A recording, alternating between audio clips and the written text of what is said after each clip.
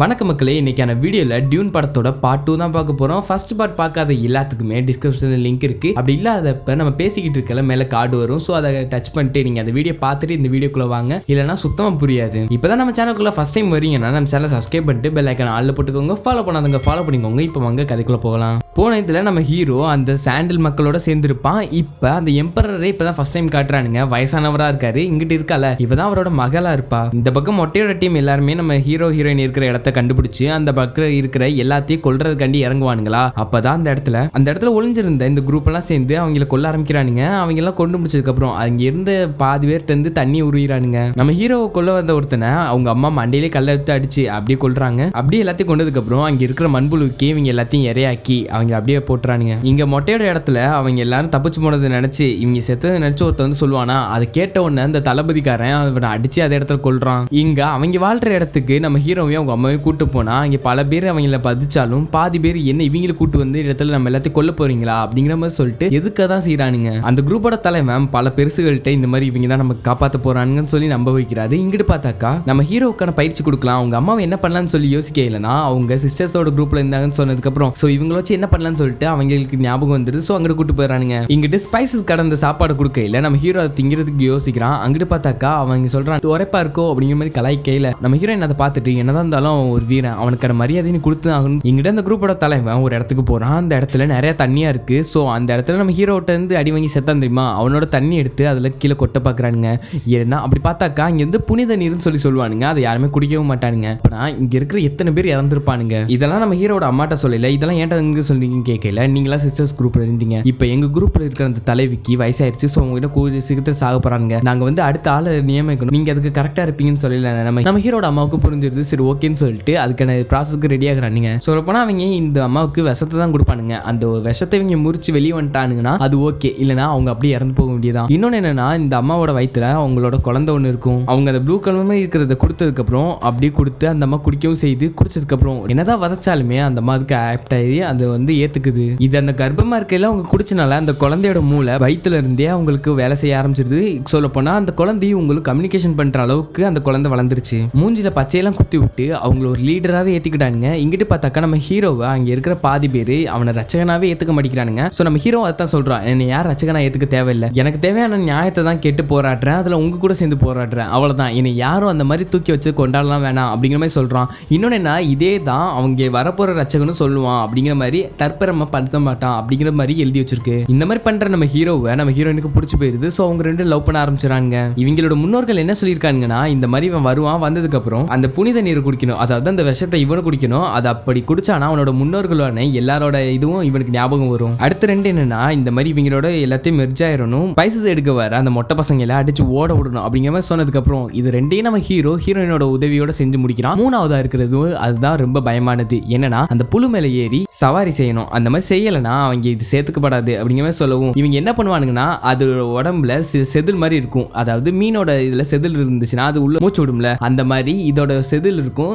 மேல வரையில செதில் ஓப்பன் ஆகிக்கிறோம், கீழே உள்ள செதில் மூடிக்கிறோம். ஸோ அந்த மாதிரி இருக்கையில இவங்க மேல வரையில அதோட செதில ஓப்பன் பண்ணி பிடிச்சிக்கிட்டாங்கன்னா அதை மாடு மாதிரி இவங்களால கண்ட்ரோல் பண்ண முடியும். ஸோ இப்போ கூட நம்ம ஹீரோ நிக்க தான் செய்யறான். ஒரு மிஷின் மாதிரி இருக்கு, அதை வச்சதுக்கு அப்புறம் அது அப்படியே ஓப்பன் ஆகுது, அந்த சவுண்டு கேட்குது, அங்கிட்ட இருந்து அந்த புழுவும் வருது. ஸோ அதுல இருந்து ஏறி உட்காந்துக்கிறான், அதை பிடிச்சிடறான். பிடிச்சி அதுல இருந்து சவாரி பண்ணி இங்க இருக்கிற எல்லாருமே நம்ப ஆரம்பிச்சிடாங்க நம்ம ஹீரோ தான் ரச்சகன் சொல்லிட்டு. இதை பயன்படுத்திக்கிறேன்னு சொல்லிட்டு நம்ம ஹீரோட அம்மா இங்க இருக்கிற எல்லாட்டையும் இந்த மாதிரி ரச்சகன் பிறந்துட்டான் அப்படிங்கிற மாதிரி எல்லா இடத்துலையும் பரப்புங்கன்னு சொல்லிட்டு எல்லாத்தையும் பரப்ப வைக்கிறானுங்க. இதை நம்ம எல்லாத்தையும் சொல்லணும்னா தெற்கு சைடு போகணும் அப்படிங்கிறதுனால அவங்க எல்லாரும் ரெடி ஆகுறாங்க. நம்ம ஹீரோட அம்மா நீ வான்னு சொல்லி ஹீரோவை கூப்பிடையில நம்ம ஹீரோ இல்ல இங்க இருக்கிற ஸ்பைஸ் எடுக்கிறவங்க எல்லாத்தையும் நம்ம கொல்லணும் அப்படிங்கிற மாதிரி சொல்லிட்டு சொல்லல அந்த பாப்பா போட்டு கொடுத்துருது. இவன் போய் சொல்றாமாங்கிற மாதிரி சொல்லல. என்னடா போய் சொல்றியா அப்படிங்கிற மாதிரி அவன் சொல்லுவானா. ஆமாமா நான் மட்டும் அந்த சைடு வந்து நான் புனித போற ஆரம்பிச்சிரும், இல்லைன்னா எல்லாரும் கொத்து கொத்தா சாவானுங்க, அதனால நான் இங்கிட்டே இருக்கேன்னு அந்த சைடு வரலன்னு சொல்லுவோம். அவங்களும் புரிஞ்சுக்கிறாங்க. ஸோ அந்த சைடு கிளம்புறாங்க. அவங்க அம்மா கிட்ட கிளம்பையில நம்ம ஹீரோவும் ஹீரோயினும் சேர்ந்து எல்லா படைகளையும் அடிச்சு ஓட விடுறானுங்க. மொட்டை பசங்களே கத்தரை விட்டு ஓட விடுறானுங்க. கடைசியா தளபதி வந்தாலும் அவனே உயிர் பொழைச்சா போதுன்னு சொல்லிட்டு ஓட விடுறானுங்க.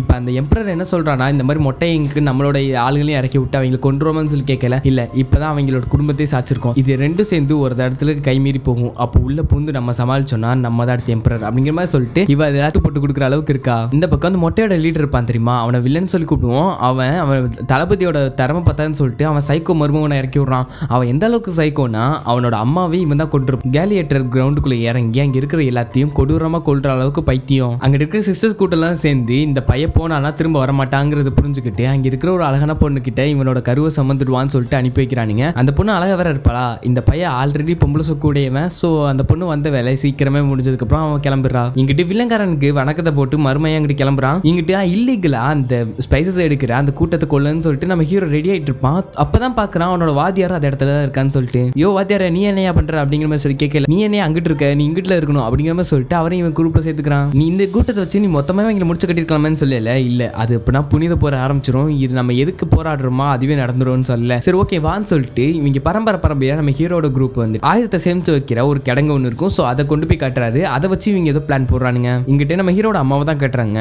அவங்க அந்த இடத்துக்கு போய் சேர்ந்துட்டாங்க போல. போனதுக்கு அப்புறம் அங்கேதான் சில மண்புழு எல்லாம் உருவாக்கிட்டு இருப்பாங்க. அங்கேதான் வாழ்வின் நீரையும் உருவாக்குவாங்க. மண்புழுவை தூக்கி தண்ணிக்குள்ள போட்டு அதை கொண்டு அதோட உடம்புல அந்த இன்ஜெக்ஷன் போட்டு அதுல இருந்து அந்த நீரை உறிஞ்சுறானுங்க. இப்பதான் அதை உருவாக்குறாங்கன்னு சொல்லி இப்பதான் ஹீரோட அம்மாவுக்கே தெரியுது. அவங்க என்ன சொல்றாங்கன்னா ஹீரோவுக்கு கொஞ்சம் எடுத்து வைங்கன்னு சொல்லிட்டு சொல்லிடுறாங்க. இந்த பக்கம் நம்ம ஹீரோ இருக்கிற குரூப் சைடு பாமெல்லாம் போட்டு அவங்க எல்லாத்தையும் கொல்றானுங்க. இங்கிட்டு கொஞ்சம் பேர் தப்பிச்சு வந்துறானுங்க. ஆனா முக்காவாசி அதுல இறந்து போயிறானுங்க. நம்ம ஹீரோனோட தோழியும் அதுல இருப்பா. அவளும் அதே இடத்துல இறந்து போறா. இந்த பக்கம் போர் நடந்தனால அவங்க எல்லாத்தையும் கூட்டிட்டு நம்ம ஹீரோவுக்கு அம்மா இருந்த இடத்துக்கு வந்திருப்பான். அதாவது அந்த கோயிலுக்கு. ஸோ உள்ள போனதுக்கு அப்புறம் இப்போ அவன் முழு ரச்சகனா மாறணும்னா அந்த விஷத்தை குடிக்கணும்னு சொன்னதுக்கு அப்புறம் அவனுக்கு வேற வழி இல்லை. ஸோ அதையும் எடுத்து குடிக்கிறான். அதை குடிச்சு நம்ம ஹீரோ அப்படியே கோமாக்கு போயிடுறான். அப்பதான் அவன் தங்கச்சி வளர்ந்து வந்து இவன்ட்டு பேசவும் ஆரம்பிக்கிறான். என்னன்னா அந்த வில்லங்காரன் பாத்திரமா அவனுக்கும் அந்த சிஸ்டர்களோட அந்த லீடருக்கும் பிறந்தவங்க தான் இவங்க அம்மா. ஸோ அந்த வழியா பார்த்தா அவங்க தாத்தன் தான் இவனுக்கு இப்ப வில்லனா இருக்கிறது. இதெல்லாம் தெரிஞ்ச நம்ம ஹீரோ அந்த இடத்துக்கு வந்ததுக்கு அப்புறம் உங்க அம்மா சொல்றாங்க இந்த மாதிரி அவன் நாக்கில தூக்கி வை தான் டெஸ்டினின்னு சொல்லல, நீங்களும் உங்க டெஸ்டினின்னு சொல்லிட்டு கத்துவாளா. அப்ப வைன்னு சொல்லிட்டு அவங்க மிரட்டவும் இவ்வளவு வைக்கிறா. வச்சோன்னா அவன் எந்திரிச்சிடறான். இதெல்லாம் பார்த்து எல்லாத்துக்கும் புல் இருக்குது. ஆனா நம்ம ஹீரோயின் ஒரே அப்பா அப்பி இதெல்லாம் நீ போயிருந்தா நான் என்னடா பண்ணிருப்ப அப்படின்னு சொல்லிட்டு போறா. என்னதான் இருந்தாலும் காதலின் வேலையில பொட்டிப்பாம அடங்கிறானுங்க. எல்லாரும் அங்க இருந்து போனதுக்கு அப்புறம் இந்த மாதிரி உங்க அப்பா தான் அவருன்னு சொல்லி உங்களுக்கு தெரியுமான்னு சொல்லி கேட்கல.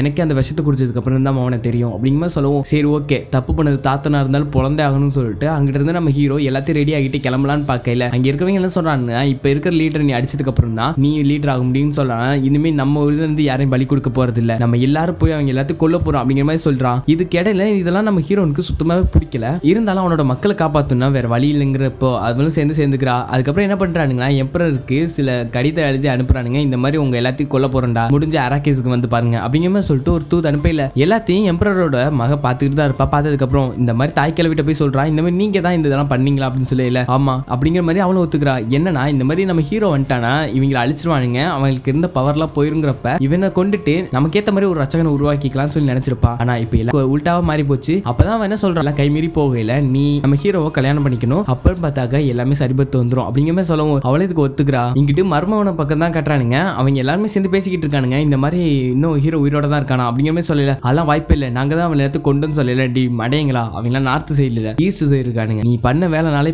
பெரிய பிரச்சனை வந்து நின்று இருக்கா அப்படிங்கிற மாதிரி சொல்லல. அதுக்கப்புறம் அந்த மொட்டையும் இருக்கிற எல்லா இடத்துக்குமே இந்த மாதிரி போர் வரப்போதுங்கிறத அனுப்பிடுங்கன்னு சொல்லிட்டு எல்லா கிரகத்துக்கு அனுப்புறதுக்கு அப்புறம் ஸோ இவங்க எல்லாம் பேசிக்கிட்டு இருக்கல. நம்ம ஹீரோட பிளானே இதுதான். எம்பரரும் இவங்களும் ஒரே இடத்துக்கு வந்ததுக்கு அப்புறம் அட்டாக் பண்ணன்னு சொல்லிட்டு பாம வெடிக்க வைக்கிறான். இங்க இருக்கிற எல்லாரோட படையுமே நில குறைஞ்சு போகல. நம்ம ஹீரோட குரூப் அப்படியே மண்புழுல ஏறி வரவும் செய்யறானுங்க. இந்த பக்கம் எல்லாரும் தப்பிச்சிடலாம்னு சொல்லி பார்த்துட்டு இருக்கல. நம்ம ஹீரோ உள்ள வந்துட்டு அவனோட தாத்தனை அதே இடத்துல வெட்டி கொள்றான். இங்கிட்டு பட்டிஸ்டா குரூப் கிளம்பலான்னு பார்க்கல. அப்பதான் அந்த வாத்தியார் வந்ததுக்கு அப்புறம் ராஜ்யத்தையும் அழிச்சிட்டீங்கடா பாவிங்களான்னு சொல்லிட்டு அதே இடத்துல பட்டிஸ்டாவை அடிச்சு கொள்ள இங்கிட்டு நம்ம ஹீரோ அந்த எம்பரரு அவன் மக அந்த சைக்கோ பைய எல்லா கைதியாக்கி கூட்டு வந்துகிட்டு இருக்கல. அப்பதான் நம்ம வில்ல பையன் அனுப்பினால எல்லா இடத்துக்கு போர் வரப்போகுதுன்னு சொல்லிட்டு அவங்களோட குரூப் அதே இடத்துக்கு வந்ததுக்கு அப்புறம் இப்ப இவங்க எல்லாம் சேர்ந்து கொள்ள போறாங்களா, பேச்சுவார்த்தை நடத்தணும்னு சொல்லிட்டு இருக்காங்கன்னு சொல்லிட்டு வாத்தியார்ட்ட சொல்லல. இந்த மாதிரி அவங்க மட்டும் ஏதாவது படம் நடத்துறானுங்கன்னா அராக்கிஸை மொத்தமா முடிச்சு விட்டுருன்னு சொல்லுங்க வாத்தியாரன்னு சொல்லல. அவன் அதே சொல்றானுங்க. இங்கிட்டு பார்த்துக்க அந்த எம்பரர் என்ன சொல்றானா, இதே மாதிரியே உங்க அப்பனு கருணை கட்டினா அதான் அவனை கொண்டேன், அதுக்கப்புறம் நான் அந்த இடத்துக்கு வரலான்னு பார்த்தேன் ஆனா முடியல அப்படிங்கிற சொல்லல. இப்ப நீ என்னை கொண்டினா என்னோட இதை வச்சுக்கோ, அதே நீ செத்துட்டீங்கன்னா உன் எம்பரர் நான் எடுத்துக்குவேன்னு சொல்லல. அதுக்கு பதிலாக அந்த சைக்கோ பையன் நான் வரலாமா அப்படின்னு சொல்லிட்டு உள்ள வரான். உள்ள வந்துட்டு ரெண்டு பேரும் சண்டை போட ஆரம்பிக்கிறானுங்க. என்னதான் நம்ம ஹீரோ பலசாலியா இருந்தாலும் அங்கிட்ட அவன் சைக்கோ மாதிரி எல்லாத்தையும் சண்டை போடுறான், குத்தி கிளிக்கிறான். நம்ம ஹீரோ ஒரு கடத்துல அப்படியே சுத்தி முத்தி நம்ம ஹீரோ அவனை அதே இடத்துல குத்தி கொள்றான். இனி அடுத்து நீ தாண்டான்னு சொல்லிட்டு கொல்ல வரையில. அப்ப இருள என்ன சொல்றானா, இந்த மாதிரி என்னை கல்யாணம் பண்ணி நீயே இந்த எல்லாத்தையும் ஆளு அப்படிங்கிற மாதிரி சொல்லல. அவனுக்கு இந்த டீல் நல்லா போடவும் அவனை அவளை கல்யாணம் பண்ணிக்கிறான். இங்கிட்டு இவ வேணாண்டான்னு சொல்றான். ஆனா வேற வழி இல்லைன்னு சொல்லிட்டு அவன் கல்யாணம் பண்ணிக்கிறான். போடா வேணும்னு சொல்லிட்டு அங்கிட்டு நம்ம ஹீரோயின் கிளம்பிடுறா. என் மோதிரத்தை முத்தம் கொடுத்து நீ அடுத்து எம்பரர் ஆக்குடா அப்படிங்கிற சொல்லுவோம். அவனும் முத்தம் கொடுத்து இவனை எம்பரர் ஆக்குனதுக்கு அப்புறம் அங்க வந்து சில அந்த வந்தானுங்க தெரியுமா, அவங்க யாருமே இவனை ஏத்துக்க மாட்டேங்கிறாங்க. சோ இவங்கள வந்து சொல்லல, அடுத்து அவங்க எல்லாம் கொல்ல போறேன்னு சொல்லுங்க வாத்தியாரா அப்படிங்கிற சொல்லிட்டு அடுத்து போர் தொடுக்கிறதுக்கு ரெடி ஆகுறானுங்க. அப்படியே எல்லாம் ஸ்பேஸ்ஷிப்ல ஏறி கிளம்புறானுங்க. இங்கிட்டு நம்ம ஹீரோயின் அவன் அங்கிட்டு கல்யாணம் பண்ண கோவத்துல அவங்கிட்ட வண்டி எடுத்துட்டு கிளம்புறா. இங்கிட்டு வயித்துல இருந்த கரு சொல்லி என்னமா ஆச்சுன்னு சொல்லி கேட்கல. புனித போர் ஆரம்பிச்சிருன்னு சொல்லிட்டு அவங்க அம்மா சொல்றாங்க. இங்கிட்டு இருந்து போன நம்ம ஹீரோ கண்டுபிடிப்பானா அந்த அராக்கிஸ புனித பூமியை மாத்துவானான்னு சொல்லிட்டு அடுத்த பாட்டில தான் தெரியும். அதை எடுத்து முடிச்சிட்டாங்கன்னு சொல்லி கேள்விப்பட்டேன். அது வந்து அதையும் எக்ஸ்பிளைன் பண்ணி போடுவோம். இந்த வீடியோ உங்களுக்கு பிடிச்சிருக்குன்னு சொல்லி நம்புறேன். அப்படி நம்ம சேனல்ல இருக்கிற பல வீடியோங்களை பார்த்து நம்ம சேனல் சப்ஸ்கிரைப் பண்ணி வச்சுக்கோங்க. அடுத்த வீடியோல சந்திக்கிறேன். அது வரைக்கும் ஹேவ் ஃபன் கைஸ். வரட்டா.